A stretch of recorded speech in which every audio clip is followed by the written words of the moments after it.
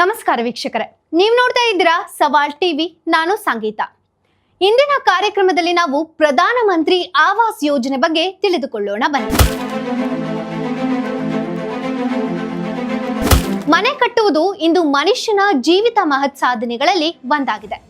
ಮನೆ ನಿರ್ಮಾಣಕ್ಕಾಗಿ ಜೀವಮಾನವಿಡೀ ದುಡಿದು ಕೂಡಿಟ್ಟ ಹಣ ಹಾಗೂ ನಿವೃತ್ತಿಯ ನಂತರ ಬಂದ ಹಣವನ್ನು ಒಟ್ಟುಗೂಡಿಸಿದರೂ ಸಾಲವಿಲ್ಲದೆ ಮನೆ ಕಟ್ಟುವುದು ಕಷ್ಟ ಸಾಧ್ಯ ಎಂಬಂತಾಗಿದೆ.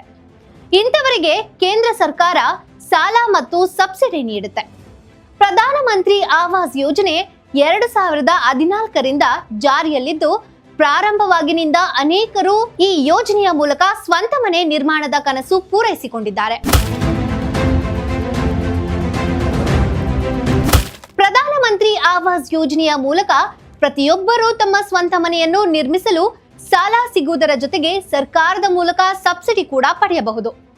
ಬ್ಯಾಂಕ್ಗಳು, ಸರ್ಕಾರಿ ಸಂಸ್ಥೆಗಳು ಮತ್ತು ವಾಣಿಜ್ಯ ಸಂಸ್ಥೆಗಳ ಮೂಲಕ ಈ ಸಬ್ಸಿಡಿ ಸಿಗುತ್ತೆ. ಇನ್ನು ಯಾರೆಲ್ಲ ಈ ಯೋಜನೆಯ ಫಲಾನುಭವಿಗಳಾಗಬಹುದು ಎನ್ನುವುದಾದರೆ, ಕುಟುಂಬದ ವಾರ್ಷಿಕ ಆದಾಯವು 6 ಲಕ್ಷ ರೂಪಾಯಿ ಒಳಗಿದ್ದು ಆಸ್ತಿ ಕುಟುಂಬದ ಮಹಿಳೆಯ ಹೆಸರಿನಲ್ಲಿರಬೇಕು. ಇಂಥವರಿಗೆ ಕೇಂದ್ರ ಸರ್ಕಾರದಿಂದ ಸಾಲ ಮತ್ತು ಸಬ್ಸಿಡಿ ಸಿಗುತ್ತೆ. ಈ ಹಣವನ್ನು ಮಹಿಳೆಯ ಬ್ಯಾಂಕ್ ಖಾತೆಗೆ ಜಮಾ ಮಾಡಲಾಗುತ್ತೆ. ಇನ್ನು ಅರ್ಜಿದಾರರ ಆಧಾರ್ ಕಾರ್ಡ್, ವಿಳಾಸ ಪ್ರಮಾಣ ಪತ್ರ, ಆದಾಯ ಪ್ರಮಾಣ ಪತ್ರ, ಮೊಬೈಲ್ ನಂಬರ್, ಬ್ಯಾಂಕ್ ಖಾತೆ ಪುಸ್ತಕ, ಪಾಸ್ಪೋರ್ಟ್ ಸೈಜ್ ಫೋಟೋ ಇವುಗಳೊಂದಿಗೆ ಪ್ರಧಾನಮಂತ್ರಿ ಆವಾಸ್ ಯೋಜನೆಯ ಜಾಲತಾಣಕ್ಕೆ ಭೇಟಿ ನೀಡಿ ಅರ್ಜಿ ಸಲ್ಲಿಸಬಹುದು. ಅಥವಾ ಹತ್ತಿರದ ಗ್ರಾಮ 1, ಕರ್ನಾಟಕ 1 ಅಥವಾ ಗ್ರಾಹಕ ಸೇವಾ ಕೇಂದ್ರಕ್ಕೆ ಅಗತ್ಯ ದಾಖಲೆಗಳೊಂದಿಗೆ ಭೇಟಿ ನೀಡಿ ಸುಲಭವಾಗಿ ಅರ್ಜಿ ಸಲ್ಲಿಸಬಹುದು.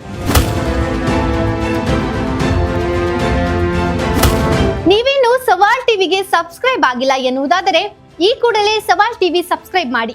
ಈ ವಿಡಿಯೋ ನಿಮಗೆ ಇಷ್ಟವಾಗಿದ್ದಲ್ಲಿ ಒಂದು ಲೈಕ್ ಕೊಟ್ಟು ಶೇರ್ ಮಾಡಿ. ನಿಮ್ಮ ಅನಿಸಿಕೆಯನ್ನು ಕಮೆಂಟ್ ನಲ್ಲಿ ತಿಳಿಸಿ.